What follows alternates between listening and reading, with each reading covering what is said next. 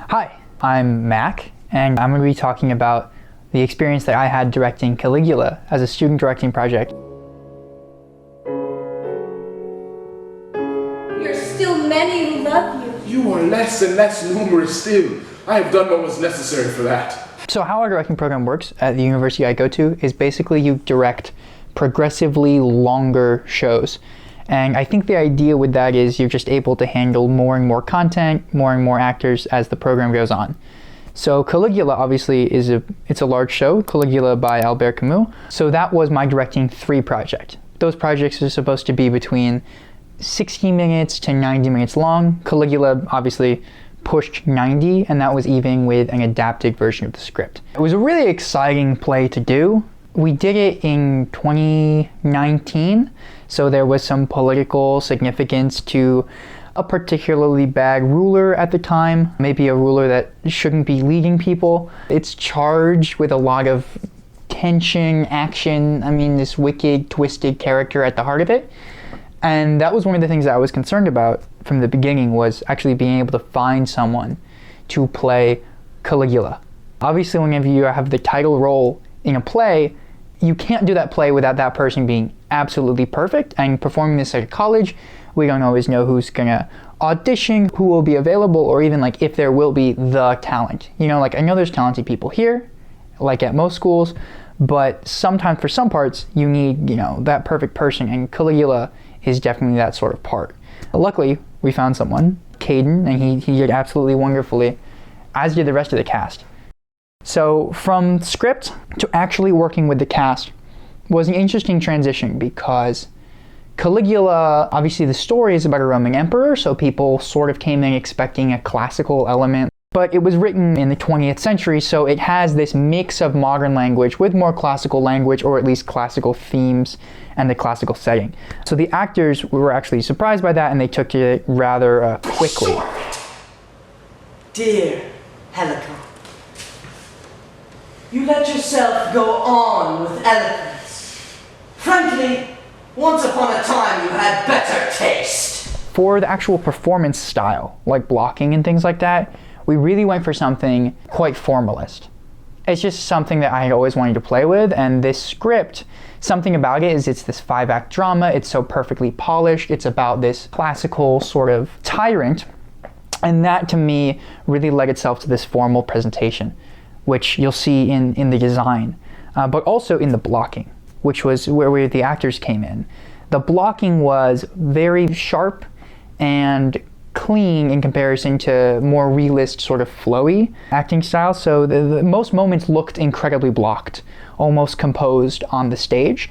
So the actors would move at 90-degree angles, they would isolate parts of their body, turning their head and stuff like that. So the system was introduced by me, this idea of what if we moved in this very formalist, blocky style, but it was developed by them. So a lot of the choices that the audience saw being made on stage, such as where the actors are, how they moved, when they moved, those came from the actors, but they were defined by us as an ensemble. So naturally, in a lot of blocking processes, you have the first few runs where it's like, oh, just try things. And we did have those, where you would try things out, but then eventually it would get solidified down to the exact time when you would turn your head and what speed you would do it. There was some really interesting parts, like with this formalism, that were quite cool, especially with the lights you could see, because the characters were often at 90-degree angles. They basically only faced the audience, or they faced each other directly, or they faced full back. Really, it was 90-degree angles. There was not really quarter point turns. But because of this, oftentimes actors were silhouetted against the background. So you could see shadows, and those shadows, there was a lot of play that you could get just from watching those shadows alone. This style, which I have to admit was inspired by Robert Wilson, who at the time of directing Caligula, I'd never seen any of his work, I was just sort of guessing. This style was initially a little bit unfamiliar with actors, because at my school, like most schools in America, I think, we teach realism. We teach kind of naturalism derived from Stanislavski and all that sort of thing. So this idea of moving for movement's sake and just being completely formal rather than focusing on what's happening inside your body, that was new to the actors. And it started out uncomfortably, but There's something so performative about it that I think all actors are able to just grab onto it within a couple of weeks in the process, and that is what we found. The actors in the cast eventually became comfortable with it, and it actually was a lot of fun, especially when we added on the other formal elements being the design. The first choice that I made really early on in the production, with the production designer, Valerie, was to do almost the entire thing black and white. So all the characters, their costumes were black and white, and then there was a few embellishments. So there was like a red apple, and at one point there was a purple dress and these sorts of things. But these were almost exceptions to the world. Everything else was black and white.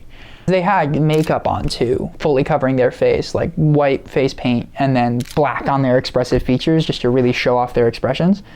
I think it led to this timeless element to it because naturally we didn't do it in togas, but we also didn't do it in full suits. It was this mix of like 18th century sort of timeless that just showed there is a system in power and it is a time that is not today. But you couldn't really pinpoint it, and I think the black and white did a lot to support that, but also it didn't get in the way of itself, like it didn't obscure the script or the story, because black and white is simple enough, the audience can look at it and clearly distinguish expressions, places, and all sorts of things like that. Admittedly, again, the face paint was just something I'd always seen on Wilson Productions, and I was like, well, how does that work? What are the choices behind that? And how would it work if I did it? So we tried it, and I mean, it was really, really fun. It makes Caligula himself just look so much scarier with this face paint. You have followed into the end a particularly curious tragedy. And for you, it is time that your curtain lowers. And there's something about it that it VFX the audience right away. Like, because the actors have this face paint on, almost my makeup, you know they're acting the whole time. You know exactly what they're doing. If you're considering things visually, there's never a moment where you're going to think that it's a real play, so you get this Verfremdungseffekt, the Brechtian distancing effect, just from the look alone. And that's really powerful when you always have that common theme within it. Despite the VFX, despite the formalism, despite the really blockiness of the actors, what ended up being established was a really thrilling pacing to the piece. So though there were a few things that would distance the audience stylistically, as far as the story, Caligula is a rock.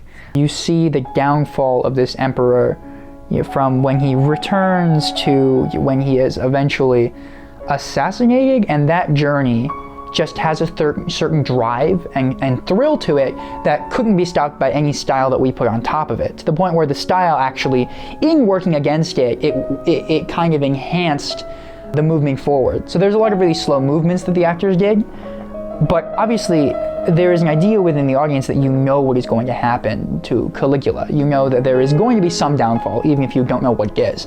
So this imminent downfall that you always knew was coming almost was enhanced by the slow movements, because it just made it so much worse that it was taking longer to get there, or longer for these actors to move and things like that. So ultimately, this formalist style, the black and white, the very clean-cut nature of the whole thing ended up blending really well with the story that was already there. Into history, Caligula. Into history. It led to a very exciting play when the story and the design and the actors and the performance and everything came together at the end of the day. And it was a great experience, and I'm very grateful for it.